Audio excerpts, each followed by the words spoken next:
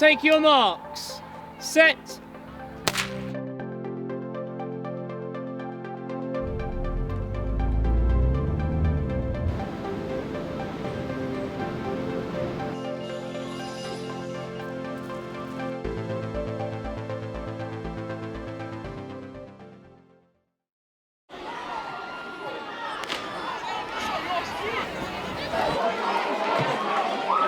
So we're at sports day today, and first day I visited the school was a sports day, and I got to see the school, students getting ready to compete, teachers riling up their form groups. So I think it's really weird. Today is a weird day for me because I've come full circle of having done a whole year. Put them in my hair maybe on the bus. Every day I learn something new that I'm like, well, that would have come in handy about 6 months ago. But then I still feel very new at the same time. It was the first school trip that I'd actually ever organised, and there's a lot of tick boxes going on there. We went to the Victoria and Albert Museum of Childhood because at the moment, as part of our international primary curriculum, we're doing the Magic Toy Maker. And so the children learn about the history of toys and also design and technology. So they're learning about moving parts that links towards previous science topics that we've done about pushers and pulleys, etc. This looks like a theatre. Have you ever been to the theatre? Yes, you have. You went with me at Christmas. Oh, yeah. I've been there before, lazy Saturdays, like wandering around. And it is really, really cool. Like some of the best bits are kind of like the toys that were made in the 80s and stuff that you can be like, saying to the kids, like, I have one of those. And they're like, no, you didn't, miss. No, I really genuinely did. Yeah, I think that's the problem with teaching year one. The gap is getting bigger and bigger and I'm feeling older and older. I said to a child today, we were looking at old pictures of like the beginning of the year till now. And I made a joke and was like, oh, you've got like much older, you look so much older. I was like, do you think Miss O'Flaherty looks older? I was like, no. And he was like, yeah.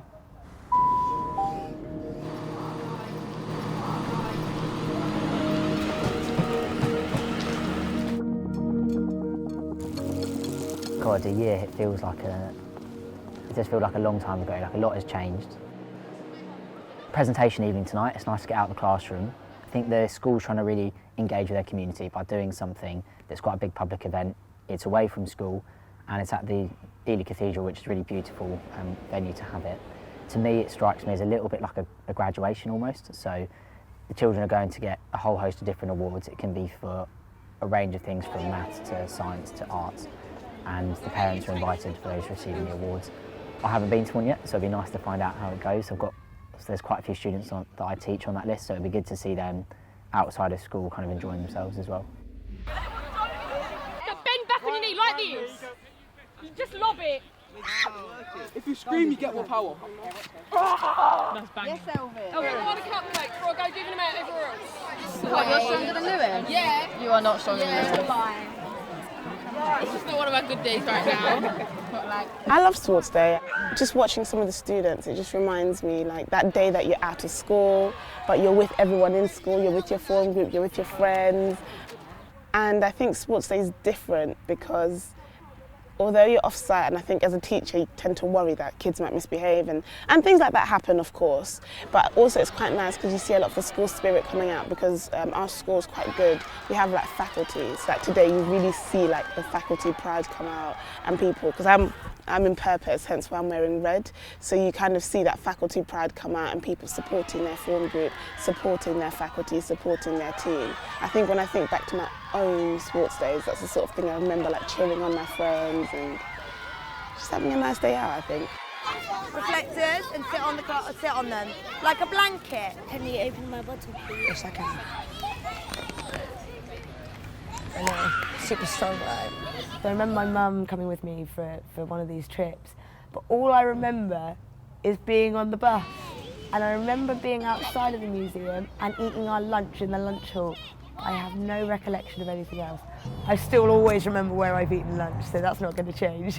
Oh, John, you have so much biscuit in your hair. Are you keeping it there for later? Come on then. I moved around a lot when I was younger. My parents, unfortunately, we had insecure housing, so we were kind of in temporary accommodation and moving in lots of different places. and so I moved schools like 3 or 4 times. But no, I had a really good relationship with my history teacher from my secondary school that I went to, and I needed to have references, and I was like, oh, I wonder if I'll email him and if he'll remember me. And I emailed him, and he was like, yeah, of course I remember you, and obviously wrote me this reference, which was amazing. And I like suddenly thought, like, he must have taught, I mean, that was 8 years after I left school, like 7, 8 years. And I think, like, wow, you remembered me after that much time, and however many years that you've had before, like, that's incredible. But then when I think about each one of these guys, I'm like, well, yeah, how could I ever forget them?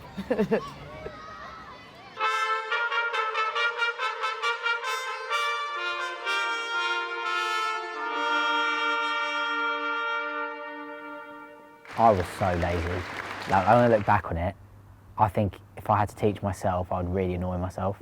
I could get through well enough, but I just sort of didn't put the effort in, and I see the kids that do that, I just think you're so lazy.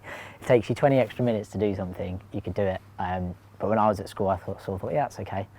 But that, you know, because it's part of growing up a bit, isn't it? It feels surreal that it's going to be, the year's going to be finished. Unreal, yeah. I really, really love my school. I went to school in Dagenham, and at the time, the school was still like going through a lot of change. It was like transitioning from what, as students, we would have considered a bad school into a good school. But I think it's really easy to sometimes just say bad school, but like the teachers really cared.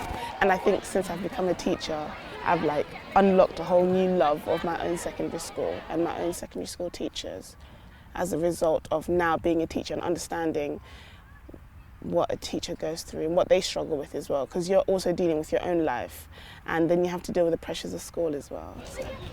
I feel like this has been the hardest thing I have ever done. It has tested me in ways that I just didn't expect. I knew it was going to be hard. I knew that I was going to be, you know, I knew the hour was going to be long. I knew that it was learning a new thing and it was going to be crazy, but it was the sheer emotional exhaustion that I was just, no one can prepare you for it. I mean, we were told time and time and again, but you can't be prepared for something like that.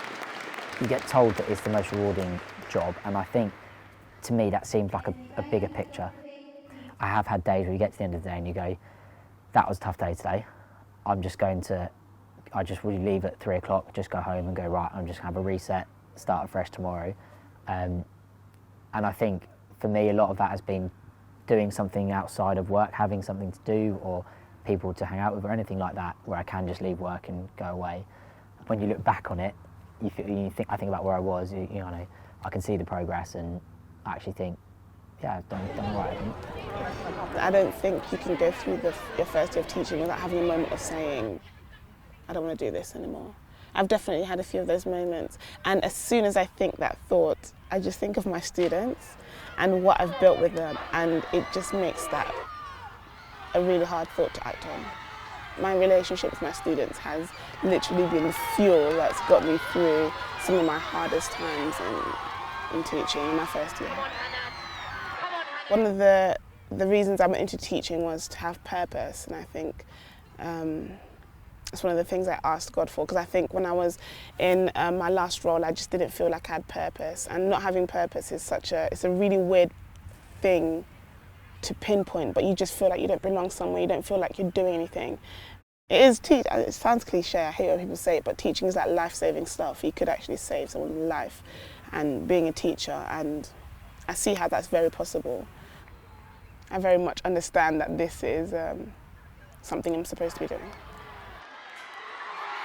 What I want you to do now is have a look down here, and you're going to look through these windows, okay? I don't want you to touch it, I want you to have a look through the window. Can you see?